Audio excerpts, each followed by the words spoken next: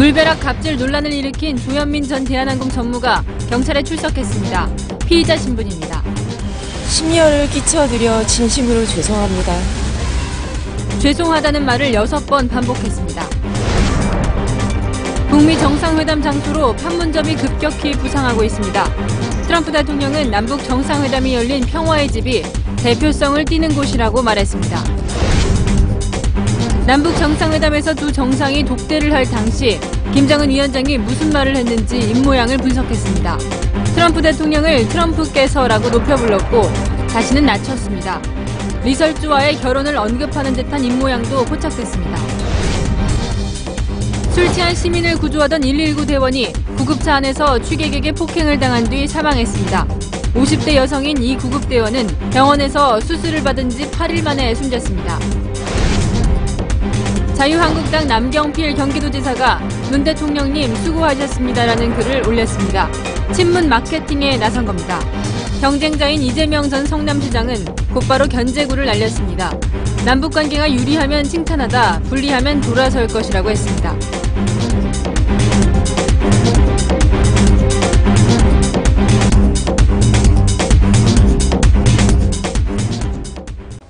여러분 안녕하십니까? 물벼락 갑질 논란을 빚었던 조현민 전 대한항공 전무가 오늘 경찰에 출석했습니다.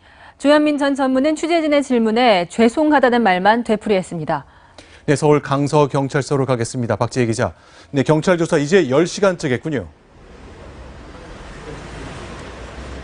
네, 그렇습니다. 조현민 전 전무는 오늘 오전 10시 경찰에 출석했습니다.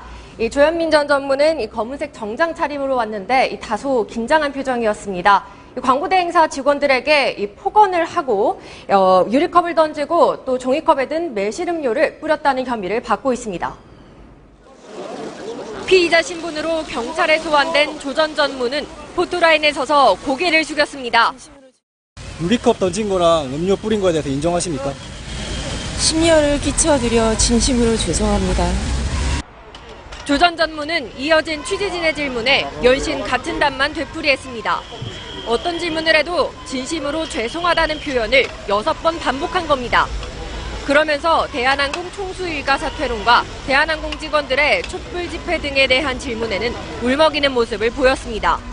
현재 총수 일과 사퇴론까지 제기가 되고 있는 상황인데 이 부분에 대해서는 어떻게 생각하십니까?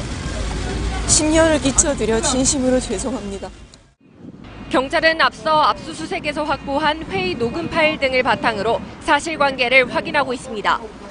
조 전 전무는 회의 당시 참석자들이 없는 방향으로 요리컵을 던진 사실은 있다고 경찰에 진술한 것으로 전해졌습니다. 이런 가운데 경찰서 앞에서는 구속 수사를 촉구하는 기자회견 등이 열렸습니다. 지금까지 서울 강서경찰서에서 채널A 뉴스 박지혜입니다. 이런 가운데 직장인들이 제보한 각종 갑질 사례들이 서울 도심에 쏟아져 나왔습니다. 오늘 근로자의 날을 맞아 갑질 피해를 당한 직장인들이 온라인 SNS와 오프라인을 통해 목소리를 내고 있는 겁니다. 정다은 기자가 만나봤습니다. 서울시청 앞 광장입니다. 직장인들이 겪었다는 황당한 갑질 사례들이 전시돼 있습니다. 한 시민단체가 SNS를 통해 제보받은 사례들 중에 가장 심각한 갑질들을 선정해 공개한 겁니다. 조현민 사태 이후에 다시 갑질 제보가 늘어나고 있고요. 학습지 교사인 40대 여성 A씨도 갑질 피해를 입었다며 최근 제보했습니다. 꼬마애들 막 앉아있는데 저보고 뭐 있네 뭐. 30대 직장인 B씨는 폭행과 폭언을 당했다며 당사자를 경찰에 고소했습니다. 목소리를 내는 것을 통해서 바뀌어가는 사회의 모습을 보고 목소리를 같이 내는 상황이 만들어졌으면 좋겠습니다. 이 같은 직장인들의 갑질 피해 주장들은 앞으로 더욱 확산될 것이라는 전망이 나옵니다. 요즘 세대가 이제 권위주의 문화랑 코드가 잘 안 맞는 거죠. 이런 가운데 일각에서는 인터넷 갑질 제보들이 일방적 주장이 될 수 있다며 고용노동청 신고 등을 통해 제도적으로 해결해야 한다는 목소리가 나오고 있습니다. 채널A 뉴스 정다은입니다. 관세청은 SNS에 한진그룹 비리 제보방을 만들고 증거자료 수집에 나섰는데요. 반응이 싸늘합니다. 한진그룹과 유착 의혹에 휩싸인 관세청이 제대로 수사할 수 있겠냐는 회의적인 반응이 나오고 있습니다. 백승우 기자입니다. 한진그룹 총수이가의 탈세와 밀수 혐의를 수사 중인 관세청이 지난달 24일 만든 SNS 제보방입니다. 그런데 제보방 공지글 아래 곧바로 세금 낭비라는 반응이 나옵니다.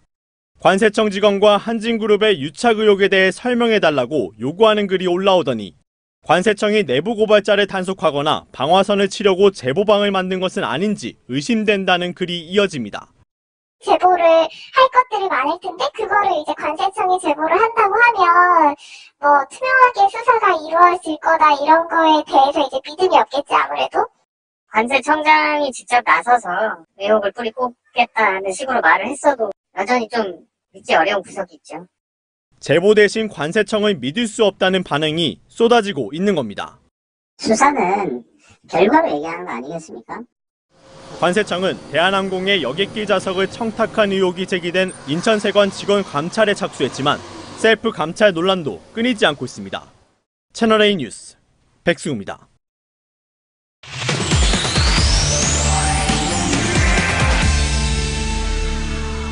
네, 조현민 전 대한항공 전무의 갑질 의혹 수사 소식, 사회부 우정열 차장과 뉴스 분석으로 이어가겠습니다. 키워드 먼저 설명해 주시죠. 네, 오늘의 키워드는 사과의 기술입니다. 이른바 물벼락 갑질 의혹으로 경찰에 소환된 조현민 전 전무, 오늘 카메라 앞에서 고개를 숙였죠. 하지만 법적 책임은 비껴가고 들끓는 여론은 누그러뜨리는 기술적인 사과였다는 지적이 나오는데요. 조 전 전무의 사과에 담긴 의미 짚어보겠습니다. 네, 조금 전에도 출석 장면을 봤는데 같은 말만 여러 번 반복했어요. 네, 사건이 발생한 지 한 달 반 만에 공개 소환이라 기자들도 참 물어볼 게 많았어요. 그런데 어떤 질문을 받아도 조 전 전무 같은 대답을 되풀이했습니다. 들어보시죠. 심려를 끼쳐드려 진심으로 죄송합니다. 진심으로 죄송합니다. 심려를 끼쳐드려 진심으로 죄송합니다. 심려를 끼쳐드려 진심으로 죄송합니다. 진심으로 죄송합니다. 다시 한번 심려를 끼쳐드려 진심으로 죄송합니다. 네, 결국 아무 내용도 없고 죄송하다는 내용만 6번 반복한 거네요. 네, 또 이 자세히 들어보면 이 물벼락을 맞은 당사자에게 하는 사과가 아니라 대국민 사과 형식이거든요. 이 국민들에게 신경 쓰이게 하고 걱정을 하게 했으니까 죄송하다 이런 건데요. 유감 표명은 하는데 법적 책임은 인정하지 않는 미리 조율된, 계산된 발언이라는 분석이 나옵니다. 네, 오늘 이 모습을 보면서 4년 전 조현아 전 부사장 출석 때 모습이 생각난다는 분들 많으셨는데 네. 그때와는 어떻게 달랐습니까? 네, 2014년 이른바 땅콩 회항 사건이죠. 그 사건으로 국토부 조사를 받은 언니 조현아 전 대한항공 부사장 출석 당시 영상 비교해 볼 텐데요. 이 가방을 든 검은색 옷차림, 그리고 카메라를 향해 허리 숙여 인사하는 모습이나 진심으로 사과한다고 말하고 울먹이는 모습까지 비슷한 점도 참 많았는데요. 다른 점도 있었습니다. 4년 전 영상 함께 보시겠습니다. 진심으로 사과드리겠습니다. 직접 만나서. 모든 자리 다 포기하고 다 물러났기 때문에 네, 분위기는 비슷한 것 같으면서도 당시에 조현아 전 부사장 같은 경우는 답변도 했고 사과 의사도 밝힌 것 같은데 네. 오늘 경찰 조사에서 혐의가 어떻게 바뀔지에도 관심이 모아진다고요? 네, 광고회사 관계자에게 음료를 뿌리고 유리컵을 던졌다는 의혹을 받고 있는 조 전 전무에게 경찰은 일반 폭행과 업무방해 혐의를 적용한 상태인데요. 유리컵을 만약에 사람을 향해 던졌거나 유리컵에 사람이 맞았다면 위험한 물건으로 해를 가했을 때 적용하는 특수폭행죄가 성립할 수 있습니다. 이 피해자가 처벌을 원치 않아도 최대 5년의 징역형에 처해질 수 있는 죄인데요. 이 단순히 유리컵을 바닥에 밀었거나 음료를 뿌린 거라면 피해자와 합의만 하면 처벌을 피할 수 있는 일반 폭행죄가 적용됩니다. 이 방금 들어온 취재 내용인데요. 조 전 전무가 오늘 경찰 조사에서 유리컵을 던진 사실은 있다. 그런데 대한항공 사랑이 없는 곳으로 던졌다. 이렇게 진술했거든요. 이 자신에게 적용될 혐의를 의식한 발언이라고 볼 것 같습니다. 네, 그런 것 같네요. 지금 이 시각에도 조사가 이어지고 있는데 이 소환 조사가 오늘이 끝이 아닐 수도 있다면서요. 네, 오늘이 시작이 될 수도 있는데요. 이 조양호 회장 일가의 명품 밀반입 등 관세법 위반 혐의 수사 때문인데요. 어제 김영문 관세청장이 성역 없이 수사해서 꼭 처벌받게 하겠다면서 한진과 세모녀의 소환 조사 가능성을 시사했습니다. 이 조 전 전무는 물론 조현아 사장까지 소환 조사 가능성이 높아진 건데요. 이뿐만이 아닙니다. 특히 회사 돈으로 자택 인테리어 공사비를 치른 의혹으로 지난해 소환 조사가 예고됐었던 이명희 이루재단 이사장. 네. 당시에는 남편 조양호 회장만 공개 소환을 받고 이 이사장은 비공개 조사를 받았거든요. 이번에도 공개 소환을 피할 수 있을지 주목됩니다. 네, 여기까지 듣겠습니다. 사회부 우정열 차장이었습니다. 5월 말로 예상되는 북미 정상회담. 트럼프 대통령은 제3국이 아니라 이곳 판문점으로 마음이 기울고 있습니다. 6.25 전쟁이 남긴 상처 그리고 분단을 상징하기도 하고 또 지난주 미국인들에게 깊은 인상을 남겼던 바로 이곳에 김정은을 한 번 더 불러내고 싶은 것으로 관측됩니다. 조아라 기자입니다. 트럼프 대통령이 김정은 국무위원장의 핵실험장 폐쇄 결정을 거론하며 판문점 북미 정상회담에 대한 기대를 드러냈습니다. If things work out, there's a great celebration to be had on the site, not in a third-party country. 트럼프 대통령은 앞서 트위터를 통해 자유의 집과 평화의 집이 더 대표적이고 중요하며 지속적인 곳이지 않겠냐며 조언을 구하기도 했습니다. 그동안 한국의 역할이 부각되는 것을 경계해 판문점 회담을 꺼려왔던 트럼프. 하지만 비핵화 협상이 잘 풀릴 경우 평화의 상징으로 자리매김한 판문점 회담에 역사적인 의미를 둔 것으로 보입니다. 청와대도 남북 회담 후 한미 정상 간 통화에서 이 같은 내용이 논의됐음을 시인했습니다. 장소와 관련해서도 두세 곳으로 후보지를 압축하며 각 장소의 장단점에 대해 의견을 교환했습니다. 트럼프 대통령이 문 대통령을 통해 북한에게도 의견을 물었다고 밝힌 가운데 미 CNN은 소식통을 인용해 김정은이 트럼프와 판문점에서 만나는 것에 동의했다고 전했습니다. 5월 말 북미 회담이 열리기 위해선 김정은도 이미 언론 장비 등이 다 갖춰진 판문점이 적합할 것이라 이해했을 것이라는 겁니다. 청와대는 이에 대해 확인할 수 없다면서도 판문점이 가장 상징적인 장소가 아니겠냐고 강조했습니다. 채널A 뉴스 조아라입니다. 비핵화 협상이 잘 진행되면 될수록 미국과 북한은 치열한 힘겨루기를 앞두게 됩니다. 북한이 핵무기와 핵물질을 어디에 숨겨놓았는지를 두고 말이죠. 요즘 들어 미국이 북한 땅을 더 세밀하게 내려다보는 이유입니다. 황하람 기자입니다. 미 정보당국은 북한에 대한 감시망을 더욱 강화하고 있습니다. 뒤로 핵을 숨길 수 있다는 우려가 반영된 겁니다. 폼페이오 미 국무장관은 완전하고 검증 가능하며 불가역적인 비핵화를 다시 한번 못 박았습니다. But we're going to do it in a fundamentally different way than the previous efforts to persuade the North Koreans to get rid of their nuclear weapons program. We have our eyes wide open, Jonathan. 로버트 카딜로 미 국가지리정보국 국장은 위성과 드론, 지도 등을 통해 북한 상공에서 지표면을 내려다보며 핵심적인 감시 활동을 하고 있다고 밝혔습니다. 그러면서 NGA 이외에도 정보기관과 스파이 조직들이 거의 매일 백악관에 브리핑을 하고 있다고 말했습니다. 이들의 집중감시 대상은 핵시설을 비롯해 비행장과 탄약 저장고, 군사시설 내 차량 출입 여부 등입니다. 구름을 투과할 수 있는 감지기와 땅속의 변화를 감지할 수 있는 센서 등을 통해 정보를 파악해 분석하고 있습니다.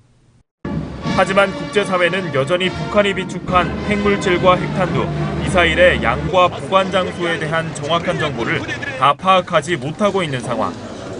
자진 신고 없이는 현실적으로 완벽한 검증이 어렵다는 점에서 북한의 결단이 주요 변수입니다. 채널A 뉴스 황아람입니다. 처음 설치한 지 정확하게 55년 만인 오늘 우리 군은 대북 심리전 방송을 위해서 설치했던 확성기를 철거했습니다. 오늘 떼어낸 확성기가 다시 등장하지 않기를 바랄 뿐입니다. 최선 기자가 보도합니다. 층층이 쌓아둔 확성기들 사이에서 나사를 풀어내고 뒤쪽 케이블도 뽑아내면 장병들이 하나둘 떼내들고 사라집니다. 하루 8시간씩 북녘 땅을 향해 자유의 소리를 전파했던 대북 확성기가 오늘 철거됐습니다. 강 건너로 보이는 곳이 바로 북한 개풍군입니다. 밤에는 대북 확성기 소리가 20km 떨어진 개성 시내까지 들릴 정도로 심리전 효과를 톡톡히 봤습니다. 1963년부터 시작된 대북 확성기 방송은 지난 55년간 중단과 재개를 반복해왔습니다. 자유의 소리를 종일 방송하게 된 것은 대공 심리전의 획기적인 일이라고. 노무현 정부 시절인 2004년 남북 합의로 확성기가 철거됐다가 2016년 1월 북한의 4차 핵실험 이후 재개됐었습니다. 하지만 4.27 판문점 선언으로 남북 모두 14년 만에 다시 확성기를 떼내기 시작한 겁니다. 5월 1일부터 군사 분계선 일대에서 확성기 방송과 그 수단을 철폐하며 북한군도 오늘 최전방 대남 확성기를 철거하는 모습이 관측됐습니다. 군은 다만 대북 라디오 방송인 자유의 소리는 계속 진행할 계획입니다. 채널A 뉴스 최선입니다. 이번 판문점 선언에는 서로 전단 살포를 중단한다는 합의가 담겨 있습니다. 그런데 대북 인권 운동을 해온 민간 단체들은 김정은이 서명한 이 합의에 동의하지 않았습니다. 김설혜 기자가 보도합니다. 쌀이 담겨있는 2리터짜리 페트병에 달러 한 장과 USB를 넣은 뒤 바다로 던집니다. 전달.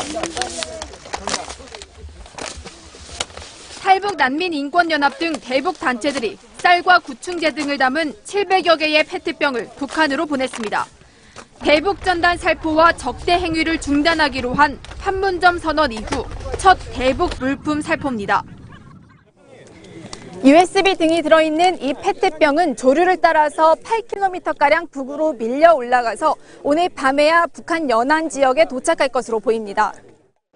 해안가를 지키는 군인들에게 일부 상납되는 것을 빼고는 물품의 90% 이상이 북한 주민들에게 전달되는 것으로 알려졌습니다. 논란이 될 수 있는 건 USB입니다. 아이돌 그룹들의 공연 모습과 성경 내용이 담겼는데 북한이 체제를 위협한다는 이유로 적대 행위로 간주할 수 있기 때문입니다. 대북 단체들은 자본주의 홍보는 적대 행위가 아니라고 주장합니다. 전단지하고 차원이 다른 쪽으로 보고서 이 운동만은 탈북민들이 마음을 담아서 순수하게 보낸다. 통일부는 적대 행위에 해당되는 물품이 정해진 건 없다면서도 남북관계 개선과 사회 갈등을 줄이는 차원에서 물품 살포 자제를 당부하고 있습니다. 채널A 뉴스 김설혜입니다.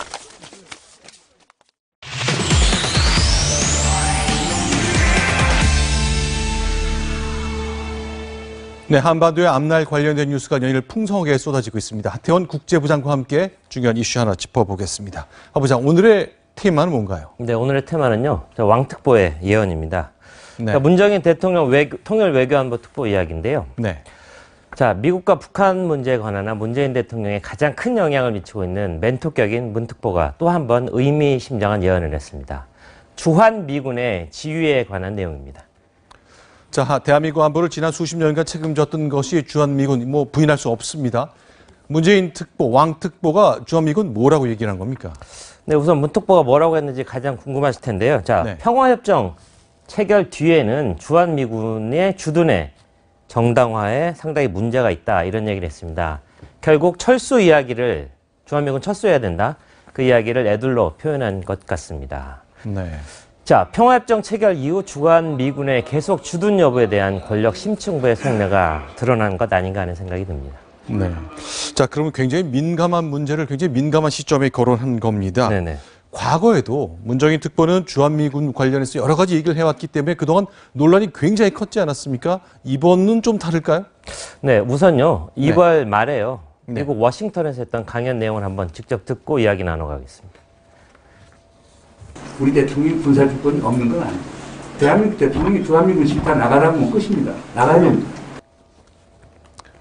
네, 우리 대통령에게 전시작전 통제권이 없어 불안하다. 네. 이런 취지의 질문이 나오자 거기에 대한 답을 한 건데요. 네. 자, 군사주권이 있다는 것을 강조한 것까지는 좋았습니다. 하지만 우리 대통령이 나가라면 주한미군 나가야 된다.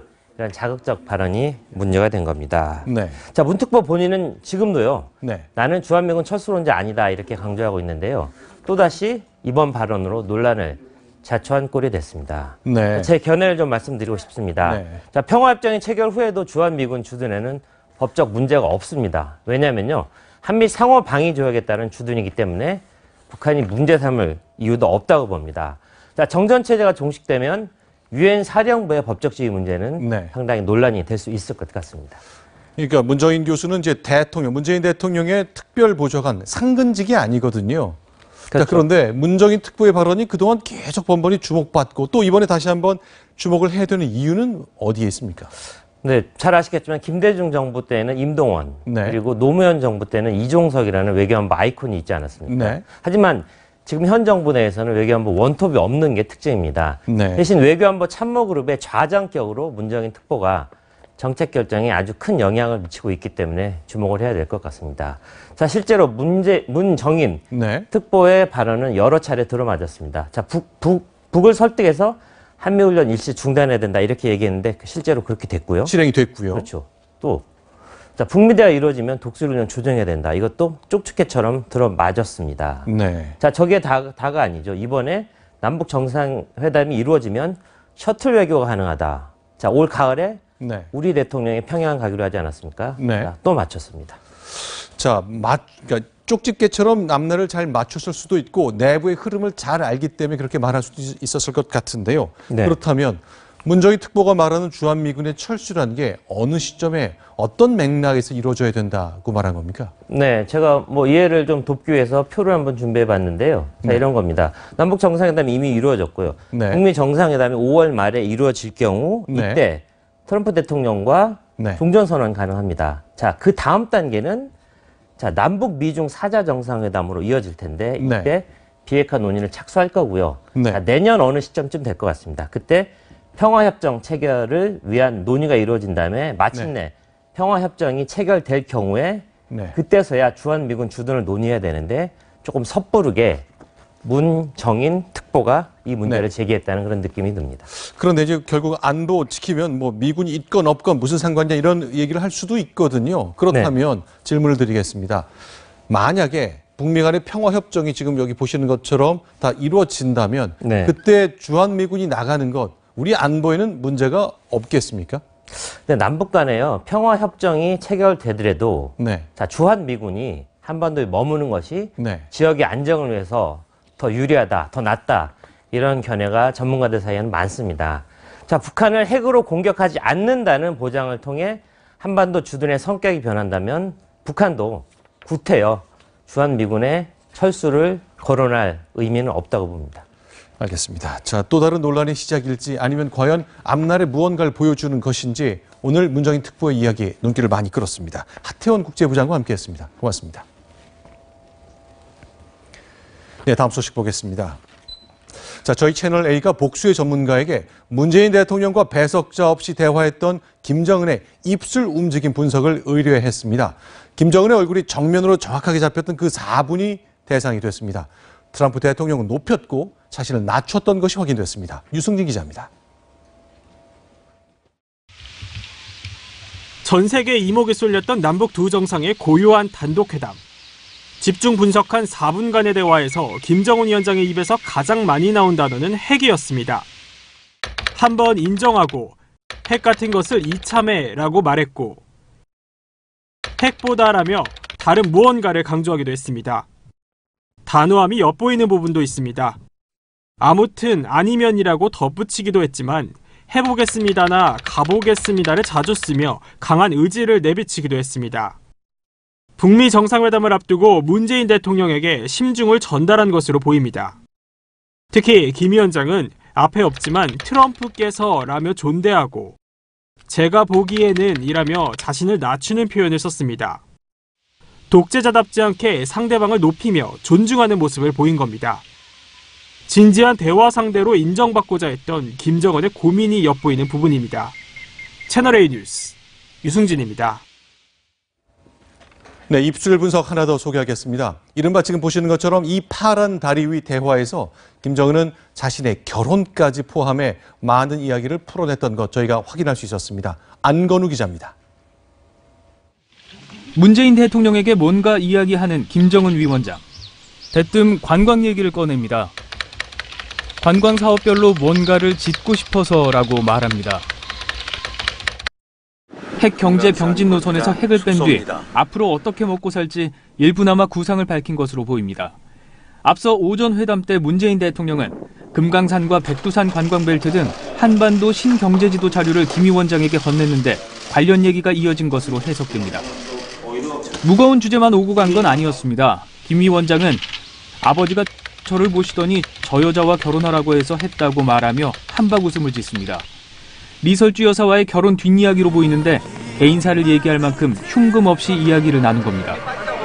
도보다리 회담 극히 일부만 분석한 것이지만 두 정상이 때론 진지하게 때론 허심탄회하게 서로의 마음을 주고받은 건 분명해 보입니다. 채널A 뉴스 안건우입니다. 네, 정상회담 직전 북한이 요구했던 사안 가운데 하나가 판문점에서 북한의 휴대전화를 쓸 수 있게 통신망을 열어달라는 것이었습니다. 그만큼 북한에서도 스마트폰 바람이 거셉니다. 김진 기자가 취재했습니다. 평양에 있는 4.25 문화회관에서 목적지를 류흥 2동 공원으로 입력하니 금세 최단 경로를 찾아줍니다. 목적지까지 걸어야 할 거리를 2.9km라고 알려주고 지도 확대도 할 수 있습니다. 북한이 출시한 스마트폰용 길찾기 어플리케이션 길동무입니다. 구글 안드로이드의 마크가 선명한 또 다른 어플리케이션입니다. 이미 방송된 프로그램을 다시 보거나 영화를 시청할 수 있습니다. 음성 인식으로 노래 제목을 검색할 수 있는 노래방 기능도 있습니다. 북한에서 휴대전화에 가입한 시민이 370만 명을 넘어섰습니다.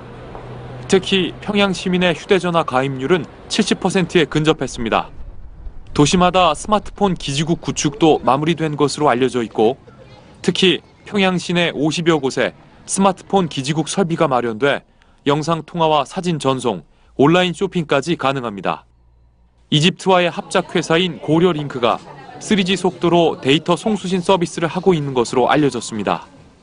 지도를 찾는다든지 김일성, 김정일 말씀을 공부한다든지 스마트폰의 이 사용 범위가 상당히 넓어지고 있습니다.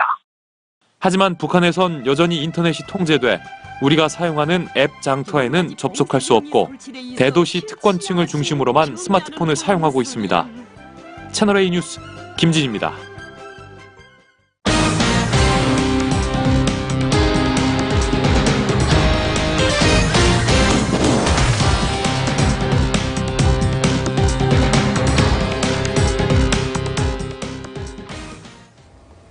술에 취해 의식을 잃고 있던 남성을 구조하려다 오히려 폭행을 당한 여성 구급대원이 한 달 만에 숨졌습니다.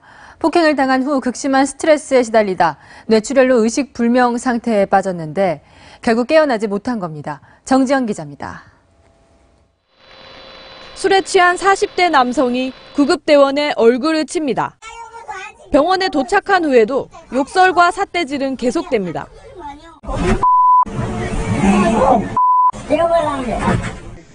여성 구조대원 51살 강모 씨에게도 심한 욕설과 함께 머리를 5차례 정도 때렸습니다. 저도 태어나서 처음 들어본 욕이라 잊혀지지가 않더라고요. 저희가 계속 고지를 했는데도 불구하고 계속 욕설을 하시더라고요. 모욕적인 욕설과 폭행은 18년 경력의 베테랑 대원인 강 씨에게도 참기 힘든 고통이었습니다. 강 씨는 이후 심한 구토와 경련에 시달렸고 결국 병원에서 스트레스로 인한 신경 손상 진단을 받았습니다. 지난달 24일 강 씨는 자신의 집에서 갑자기 뇌출혈로 쓰러졌습니다. 수술을 받고 산소호흡기에 의존하던 강 씨는 8일 만인 오늘 새벽 끝내 숨을 거뒀습니다. 갑작스러운 강 씨의 죽음에 가족들과 동료들은 충격에 빠졌습니다. 장관을 많이 따르는데 살아있으면 좋은데 지금도 느끼지가 않아요.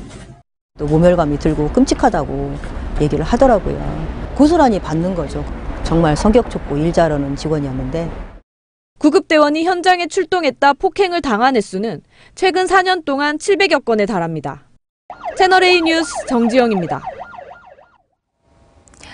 네, 2시간 전쯤 전남 영암군에서 버스와 승용차가 부딪혀 8명이 숨지고 11명이 부상을 입는 사고가 발생했습니다. 취재기자 연결합니다. 이윤우 기자, 어떻게 사고가 발생한 겁니까? 네, 오늘 오후 5시 20분쯤 전남 영암군 신북면 주암산 거리에서 편도 2차선 도로를 달리던 25인승 미니버스가 옆 차선 SUV 차량과 부딪혔습니다. 직후 가드레일을 뚫고 도로 옆 도랑에 빠졌습니다. 버스는 3m 정도 아래로 떨어졌고 이 사고로 버스 탑승자 15명 중 현재까지 버스기사 등 8명이 숨지고 11명이 부상을 입었습니다. 사상자는 더 늘어날 가능성도 있습니다. 버스 탑승자들은 대부분이 70대 이상 고령자로 밭일을 마치고 돌아오던 길에 사고가 난 것으로 알려졌습니다. 버스와 부딪힌 SUV 차량 탑승자 4명은 경상을 입은 것으로 파악되고 있습니다. 경찰과 소방당국은 헬기를 이용해 부상자를 병원으로 긴급 후송했습니다. 경찰은 정확한 사고 경위를 조사 중입니다. 다시 한번 전해드리겠습니다. 오늘 오후 5시 20분쯤 전남 영암에서 15명이 탑승한 버스가 교통사고로 전복돼 현재까지 8명이 숨졌습니다. 지금까지 채널A 뉴스 이윤우입니다. 부산 일본 영사관 앞에 강제징용 노동자상을 세우려는 시민단체와 경찰이 격렬하게 충돌했습니다. 외교부와 부산시는 일본과의 외교 마찰이 우려된다며 노동자상 설치를 반대하고 있습니다. 배영진 기자입니다.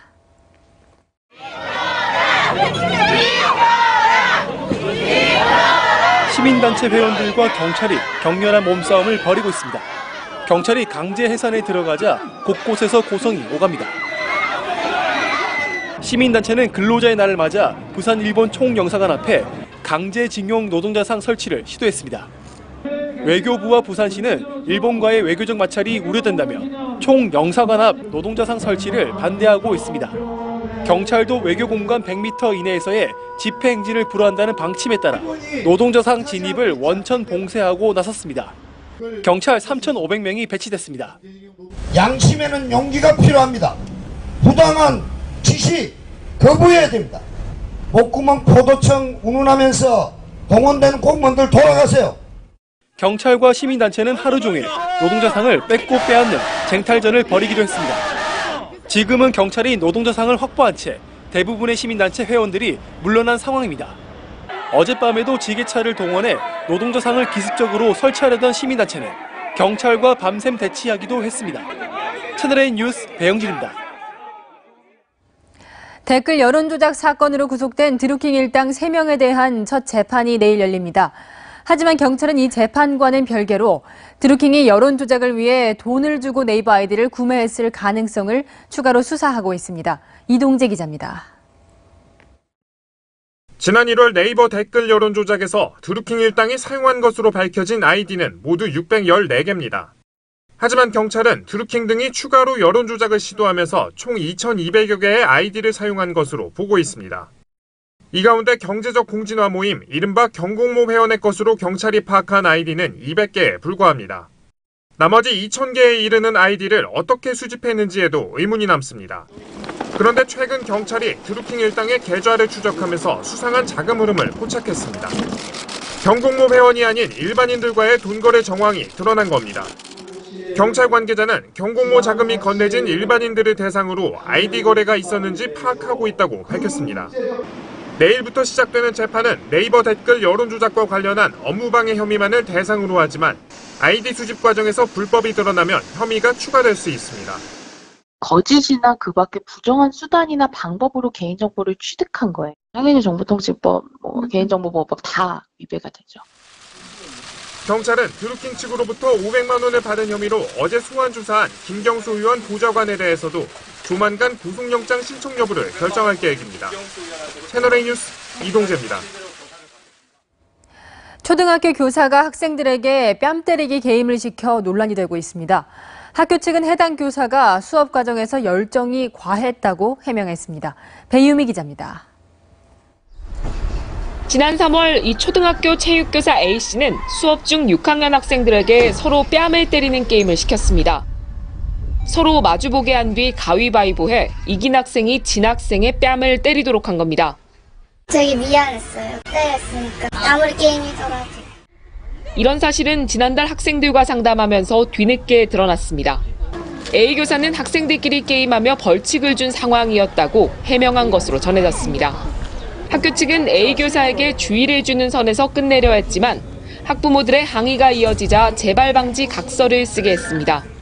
열성적으로 하다 보니까 체육이다 보니까 일단 선생님은 지금 현재 반성하고 수업을 지금 잘하고 계십니다. 학교 측은 이번 일을 학부모들에게 정확히 알리지도 않았습니다. 이거 바꾸는데 어떡하지? 우리 학교 가세요. 이게 다 모르고 있어요. 당황스러운데.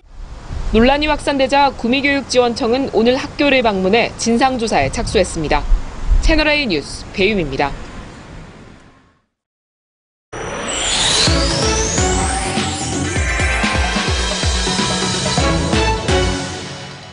뉴스터치 오늘은 이 도심 속 빈집 이야기로 시작합니다. 서울에만 8만 채 넘는 빈집이 있다는 사실 알고 계셨나요? 그런데 방치된 빈집의 안전 문제 심각합니다. 어제 오후 4시쯤 서울 용산구의 주택가입니다. 연기와 함께 불길이 치솟습니다. 불이 난 곳은 4년 동안 방치된 빈집이었습니다. 지붕에 있는 낡은 전선에서 불이 시작된 건데요. 하마터면 인근 주택가로 번질 뻔했습니다. 빈집에서는 화재나 붕괴 같은 사고가 자주 발생하는데요. 오늘 직접 현장을 점검해봤습니다. 제가 지금 서 있는 곳은 서울 종로구의 사직동 골목입니다. 이렇게 골목을 따라 걷다 보면 한 집 건너 한 집 골로 사람이 살지 않는 빈집이 방치되어 있습니다. 재개발이 늦춰지면서 주인들이 버리고 떠나간 빈집들이 흉물스럽게 남아있는데요. 집 안에는 버려진 쓰레기가 가득 차 있고 폐 가정들이 그대로 방치되어 있습니다. 재난 위험시설로 지정된 곳도 있었는데요. 곳곳에 금이가 있어 집중호우된 붕괴 위험도 있습니다. 특히 빈집은 화재에 취약합니다. 낡은 전선들이 뒤엉켜 있고 목재로 된 지붕들이 다닥다닥 붙어 있어 불길이 쉽게 번질 수 있기 때문입니다. 화재를 진압하는 것도 어렵습니다. 도로 폭을 직접 재봤는데요. 좁은 곳은 1m도 채 되지 않았습니다. 불이 날 경우 소방차가 골목 깊숙한 곳까지 들어올 수 없어 소방 호스를 끌고 올라와야 합니다. 실제로 2015년에는 충북 충주의 빈집에서 불이 나 1명이 숨지고 2명이 크게 다쳤습니다. 2016년에도 빈집 화재로 역시 1명이 숨졌습니다. 통계청에 따르면 2010년 81만 채였던 빈집의 수는 매년 크게 늘어 2050년에는 302만 채에 달할 것으로 예상됩니다. 빈집은 재개발 같은 정비 사업이 지연되면서 생기는데요. 경찰은 관리 번호를 부여해 방범 활동 등을 강화하고 서울시는 담당 구청이 빈집을 정비할 수 있도록 입법도 예고했습니다. 빈집이 범죄 장소로 이용될 수 있는 만큼 도심 속 방치된 빈집에 대한 효율적인 관리 대책이 필요해 보입니다. 뉴스터치였습니다. 31년 만에 삼성그룹의 총수가 이건희 회장에서 이재용 부회장으로 바뀌었습니다. 총수 변경에 어떤 의미가 있는지 김현지 기자가 보도합니다. 공정거래위원회는 삼성그룹의 동일인을 이건희 삼성전자 회장에서 이재용 부회장으로 변경했습니다. 동일인이란 기업 집단, 즉 그룹을 사실상 지배하는 자연인 또는 법인을 가리키는 용어로 총수를 뜻합니다. 공정위는 우선 삼성 서울병원 등을 통해 와병 중인 이건희 회장이 의사소통이 사실상 불가능한 점을 확인하고 삼성그룹 지배력이 없다고 판단했습니다. 이 회장을 대신해 이재용 부회장이 그룹의 중요한 결정을 내려온 사실도 총수 변경의 이유입니다. 미래전략실 해체라고 하는 것은 삼성그룹 조직 운영에서는 매우 중요한 전략적 판단 사안이 되는데 이 부분이 이재용 부회장에 의해서 결정되고 롯데그룹의 총수도 중증 치매를 앓고 있는 신격호 총괄회장에서 신동빈 회장으로 변경됐습니다. 이번 조치로 그룹의 법적 책임자는 와병 중인 기존 총수들이 아닌 새로운 총수들이라는 점이 명확해졌습니다. 공정위로서는 규제의 실효성을 강화한 겁니다. 공정거래법 3장이 규정하고 있는 여러 가지 시책의 적용 대상이 명확해지는 그런 필수 불가결한 과정이 되겠습니다. 한편 삼성그룹은 총수 변경이 회사 의지와는 무관하게 이루어졌고 경영 여건도 변함이 없다면서 큰 의미는 없다고 밝혔습니다. 채널A 뉴스 김현지입니다.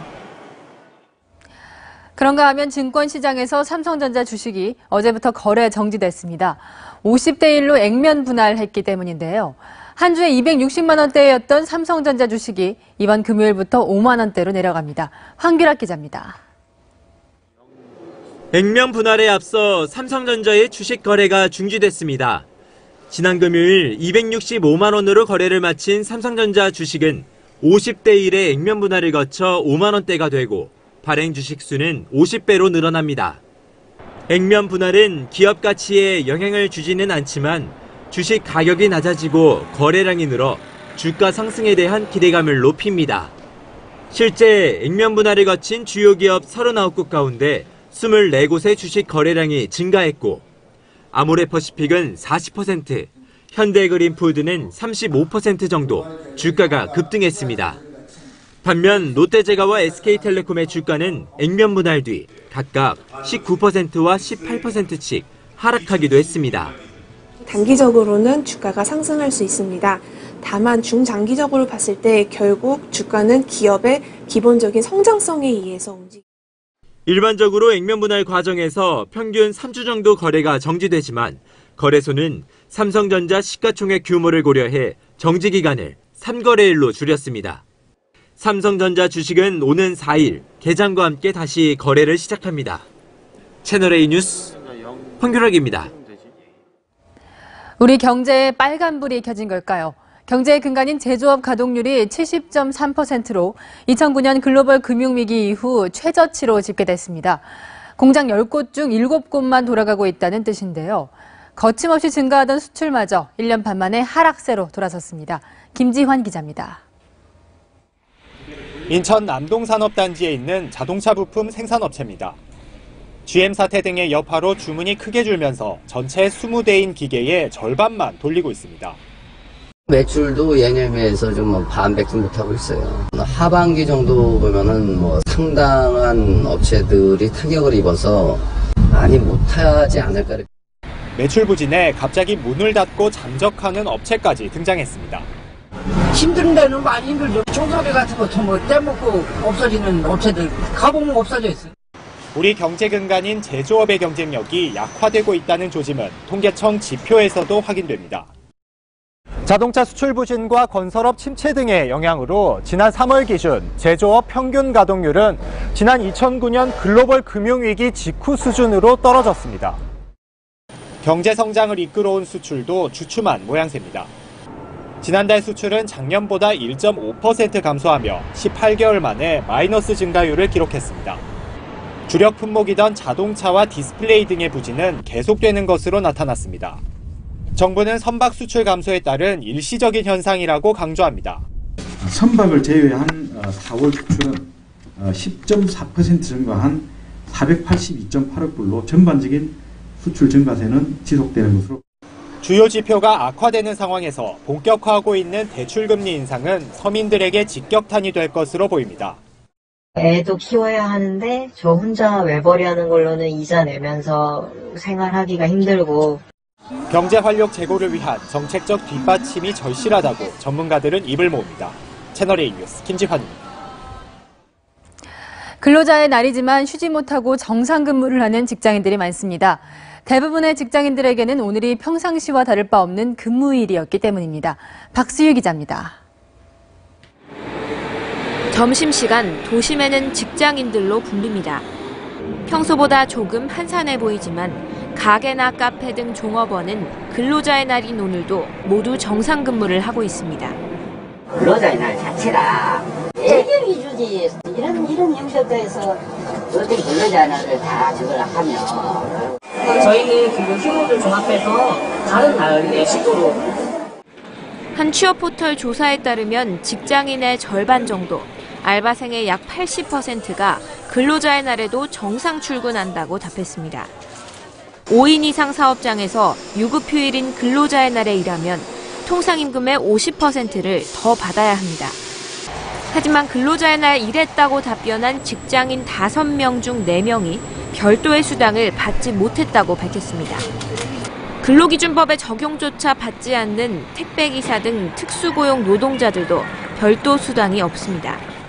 만약에 오늘 쉬면은 내일은 엄청 힘들죠. 쉬는 거 일일 그거 해줘요? 안 해주죠.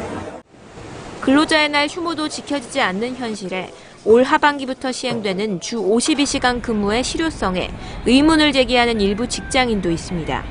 채널A 뉴스 박수유입니다. 네, 지금부터 지방선거 소식입니다. 근로자의 날을 맞아 서울시장 후보들이 노동계 표심을 잡기 위해 분주하게 움직였습니다. 하지만 득표 전략에 따라 찾아간 곳은 달랐습니다. 김기정 기자가 취재했습니다.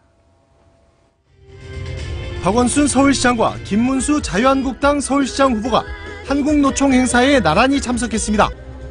행사 시작 때 잠시 인사를 나눈 뒤 20여 분간 눈도 마주치지 않은 두 사람은 앞다퉈 노동계 표심을 공약했습니다. 노동 존중 도시 실현을 위해서 끝까지 함께하겠습니다, 여러분. 동지 여러분, 사랑합니다. 저는 한국노총 출신으로서 뜨거운 맹세. 임을 위한 행진곡을 주먹을 쥐고 부르는 박원순 시장과 달리 김문수 후보는 노래만 불렀습니다. 박 시장은 오후에 열린 민주노총 행사도 참석했지만 김 후보는 불참하며 보수 공약에만 집중했습니다. 바른미래당 안철수 후보는 양대 노총 행사 대신 휴일에도 일하는 소방공무원을 찾아 처우 개선을 약속했습니다.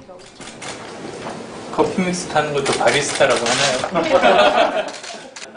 안철수 후보는 민주당과 한국당을 겨냥해 정치적 핏줄이 조금만 다르면 배제한다.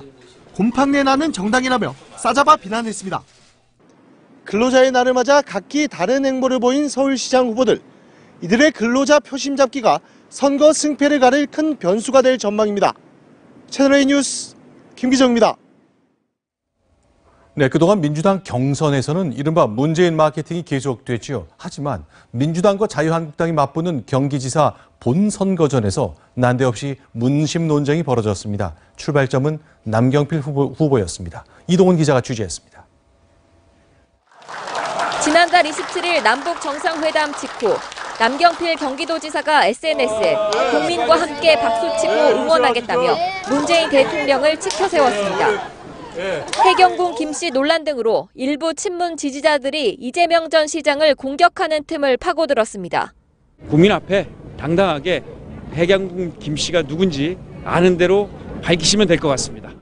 이 전 시장은 민주당 경선에서 경쟁했던 친문 전해철 의원에게 선거 캠프에 합류해달라고 제안하며 친문 구애에 나섰습니다. 전해철 후보께서 정말 큰 사람이다 이런 생각을 했어요. 저 빈말이 아니고 큰 일을 하실 큰 그릇이다.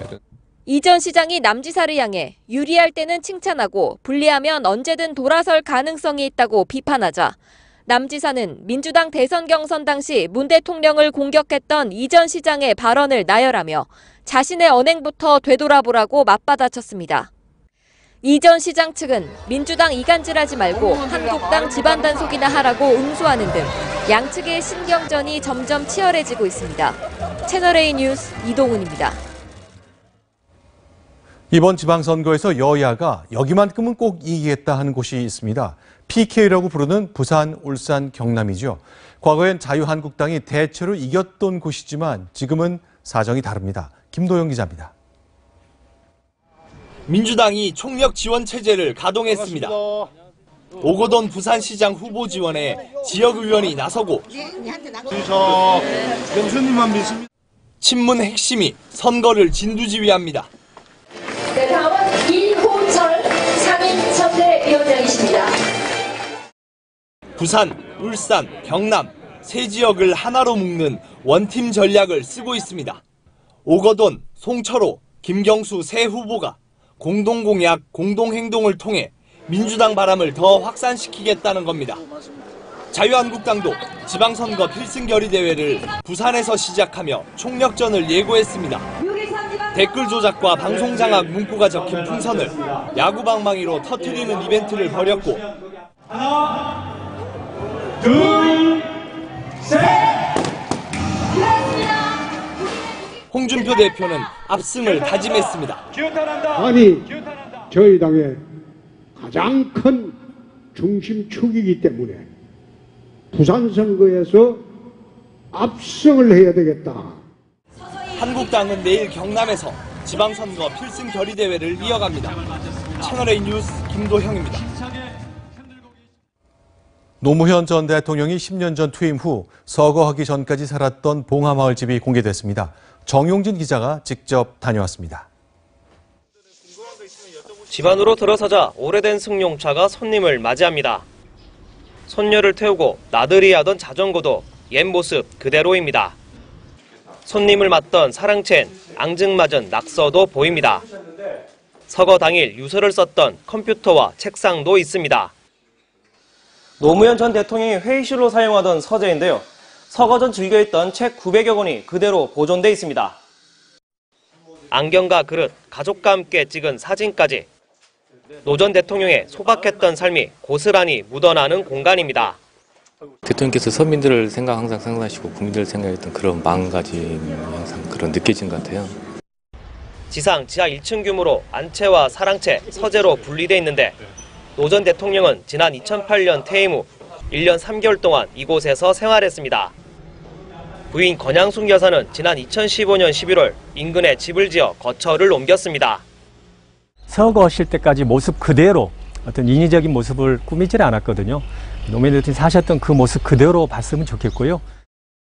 인터넷과 현장 접수를 통해 하루 6차례 25명씩 무료 관람할 수 있습니다. 채널A 뉴스 정용진입니다.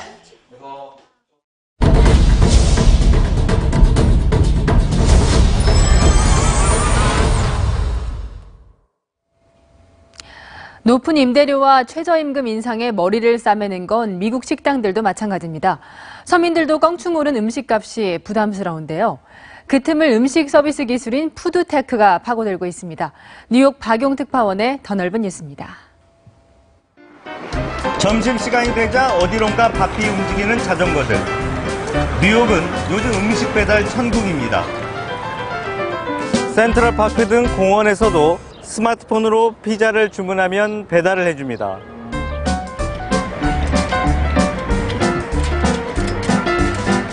원하는 피자와 토핑을 고르고 결제를 했더니 20분 후 피자가 도착했습니다.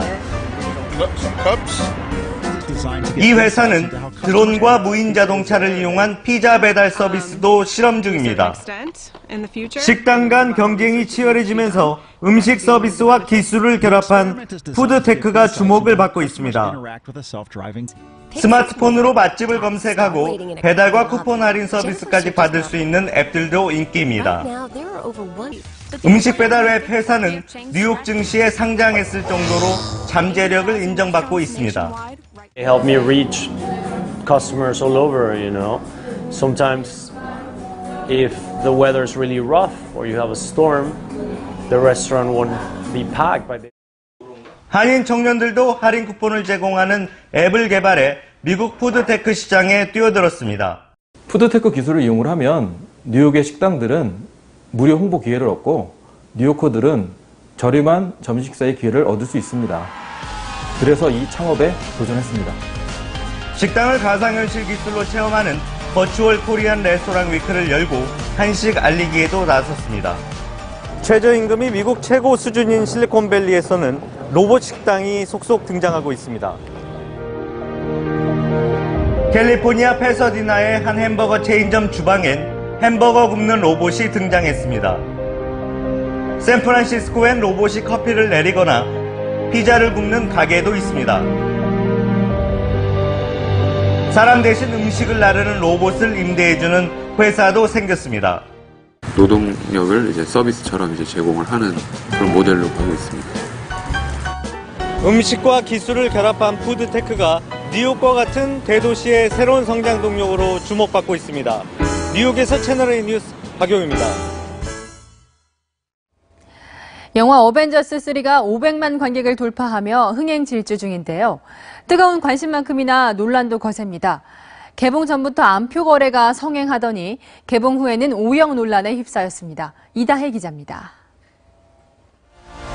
역대 개봉일 최다 관객수로 시작해 각종 신기록을 쓰고 있는 영화 어벤져스 3. 개봉 전부터 주연 배우 내한 등 적극적인 홍보 마케팅을 펼치며 화제의 중심에 섰습니다. What's going on in society. They have a serious tone to them at times, but the most powerful thing they do, apart from tentpole entertainment and a big epic. 하지만 개봉과 함께 오역 논란이 불거졌습니다. 특히 이번 시리즈의 핵심 인물인 닥터 스트레인지의 대사 일부가 후속편을 암시하는 원작의 의도와 전혀 다르게 해석됐다는 겁니다. 캐릭터가 좀 이상한 느낌이었어요. 분명히 그런 느낌이 아닌데 대사 하나 때문에 그냥 인피니티 워가 여기서 끝나는 건가. 단정적인 것보다는 좀 열어주는 그런 번역이 더 이럴 때는 요긴하지 않을까. 논란의 여지가 적기도 하고 해석의 여지가 여러 가지가 생기면서 또 재미를 준다는. 번역가를 퇴출하라는 청와대 청원글이 등장했고 외신이 이런 상황을 보도하기도 했습니다. 배급사 측은 별다른 입장을 내놓지 않고 있는 가운데 스크린 독과점 논란도 이어지는 상황. 한 가지 물건만 가게에 진열해놓고 여러 개 중에 이걸 골라라고 하는 거하고 마찬가지잖아요. 오역과 독과점의 논란 속에도 어벤져스3의 흥행 질주는 당분간 이어질 전망입니다. 채널A 뉴스 이다혜입니다. 우리는 매 순간 머릿속에 기억을 담습니다. 하지만 정확히 뇌 어디에 기억이 저장되는지 밝혀진 바가 없었죠. 국내 연구진이 세계 최초로 기억이 저장되는 장소를 찾아냈습니다. 치매 치료의 획기적인 해결책이 될지 주목됩니다. 김혜지 기자입니다. 네모난 상자에 들어간 쥐가 여기저기 탐색을 하고 돌아다닙니다. 이후 몇 차례 전기 자극을 받자 다음 날엔 또 전기 자극을 받을까 두려워 꼼짝을 않습니다. 공포를 기억하기 때문입니다. 그렇다면 기억은 뇌의 어디에서 형성될까? 서울대학교 연구팀이 기억이 저장되는 뇌 속 장소를 세계 최초로 밝혀냈습니다. 인체의 뇌하부에는 기억에 관여하는 해마라는 조직이 있고 해마의 신경세포 중엔 기억을 저장하는 세포가 있습니다. 연구진은 이 세포들이 신호를 주고받는 부위, 수천 개의 시냅스 중에서 기억이 저장되는 특정 시냅스를 구분해낸 겁니다. 실제학습된 쥐의 뇌를 살펴보면 빨간색으로 표시한 기억세포 중에 노랗게 빛나는 시냅스가 바로 기억이 저장되는 곳입니다. 연구진은 이번 실험의 성공으로 기억과 관련한 질병 치료에 획기적인 도움이 될 것으로 기대하고 있습니다. 어떤 시냅스들이 더 취약하게 되는지 치매 과정에서 이런 부분을 우리가 좀 볼 수도 있지 않을까라는 그런 기대를 갖고 있습니다. 이번 연구 결과는 세계적인 과학학술지인 사이언스지에 실렸습니다. 채널A 뉴스 김예지입니다. 태권도는 재미없다는 혹평이 이제 사라질지 주목됩니다. 넉 달 뒤 아시안게임에서 보다 공격적이고 화끈한 태권도가 펼쳐진다고 합니다. 홍우람 기자입니다. 번개 같은 발차기가 상대의 머리를 강타합니다. 호쾌한 발차기는 대한민국의 국기, 태권도의 최대 매력입니다. 이제 우리 태권도는 넉 달 뒤 자카르타 아시안게임을 겨냥합니다. 우리 국가대표 선발전부터 화끈한 발차기가 볼거리였습니다. 이번 아시안게임부터는 추가 점수가 늘고 감점 규정도 강화되면서 더 공격적이고 속도감 있는 태권도가 될 전망입니다. 소극적인 경기로 지루해졌다는 평가를 불식하겠다는 겁니다. 나의 약점을 노출시키지 않고 아주 득점을 빼내는 그러한 경기를 펼쳤죠. 득점 기준이 바뀌어지면서 큰 동작, 화려한 기술을 많이 도출되지 않을까 생각하고 있습니다. 기술 점수가 1점에서 2점으로 늘면서 한 번 공격을 성공하면 최대 5점까지 얻을 수 있습니다. 상대의 공격을 피해 다니면 더 불리해집니다. 이젠 경기장 밖으로 한 발만 나가도 1점이 깎입니다. 이번 자카르타 대회에는 겨루기뿐 아니라 품새가 새 정식 종목으로 채택돼 태권도에 14개의 금메달이 걸려 있습니다. 보다 공격적인 태권도가 아시안게임에서 신바람을 예고하고 있습니다. 채널A 뉴스 홍우람입니다. 아시안게임 수영 대표 선발전에서는 여자 수영의 약진이 두드러졌는데요. 간판 김서영이 올 시즌 세계 1위 기록을 세웠고 저병에서는 박예린이라는 무서운 기대주가 나타났습니다. 이철호 기자가 두 선수를 만나봤습니다. 한국 여자 수영 최초 올림픽 메달에 도전 가능한 선수로 평가받는 간판 김서영. 주종목 개인 혼영 200m에서 자신도 놀란 기록을 세웠습니다. 2분 8초 61. 작년 세계 선수권에서 세운 한국 기록 2분 9초 86을 다시 1초 이상 당긴 겁니다. 올 시즌 세계 1위 기록으로 지난 겨울 내내 체력과 지구력을 보완한 게 결과로 이어졌습니다.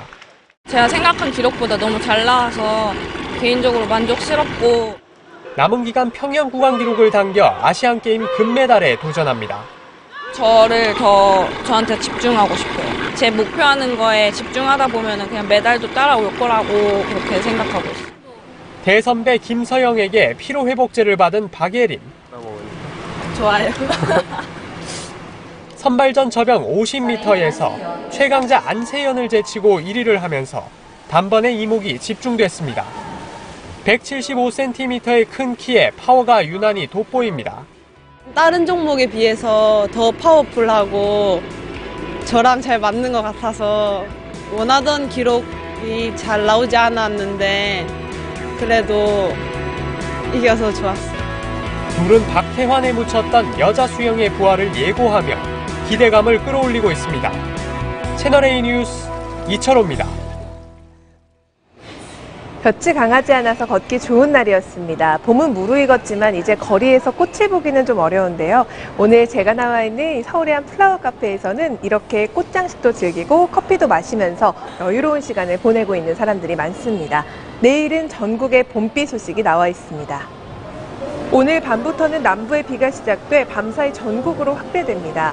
내일까지 남해안과 제주에는 최고 50mm, 그 밖의 지역은 5에서 30mm로 예상하고 있고요. 벼락과 돌풍을 동반하며 요란하게 오기도 하겠습니다.